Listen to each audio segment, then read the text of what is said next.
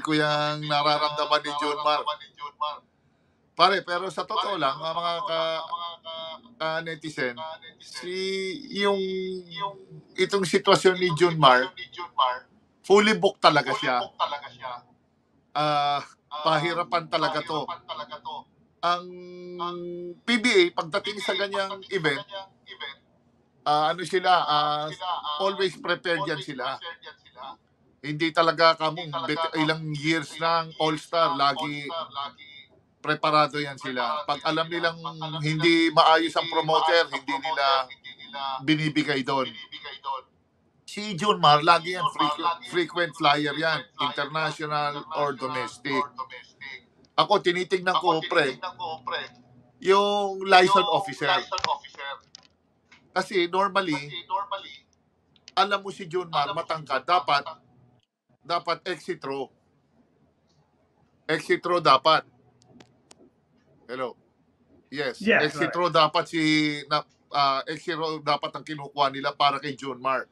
Or isakay siya sa business class. May konting mahal, or yung premium economy sa likod ng business class, pwede siya doon. Pangalawa, pangatlo, ano ba naman namang hiram tumawag kay Boss Ramon, kay RSA na, Boss, ang dami namang aeroplane, baka naman pwede mag-private plane siya. Total naman, ilang players ba ang nasa San Miguel na pwedeng gumamit sa private plane ni RSA? Siyempre dito napunlaan pa yung AirAsia dito kasi siyempre alam mo kahit papano sa Philippine Airlines magagawa ng paraan yan. Kasi alam ko, pare, babanggitin ko lang, alam mo, lagi mayroong allotment sa seats yan sa mga politiko. Laging sobra ata ng mga 5 yan 5 upuan. Isa sa first class, sa exit row, sa mga VIP. Kaso, ewan ko anong nangyari na doon sa sitwasyon ni John Mar. Kasi wala bang nag-give up na mga pasahero sa laki niya. Minsan may ganun, nagbibigay ng upuan. So masyadong overconfident yung promoter dito na overlook. Kasi ito nga, mabalik tayo ron sa experience, no? Tayo nga we always prefer yung hindi tayo nagko-commuter, di ba? Pag tayo nagle-legends kasi masikip talaga. Di ba, pinipilit ang 15 pasahero doon? Yes.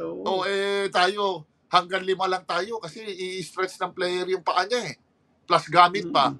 Plus pasalubong pa. Kung nagbigay sa'yo ng isang sakong chapsuy, gulay, tsaka bigas, wala na.